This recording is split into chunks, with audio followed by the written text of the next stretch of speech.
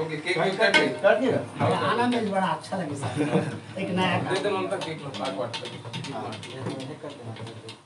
ओके नहीं हां पंखा फाले चालू कर पास ना आ गए खवा दो आपको मैं करा देगा नहीं मछली करो घर में रख दरा ओ बस एक छत रात में अपन घर में बनाएंगे हां ये मानो तो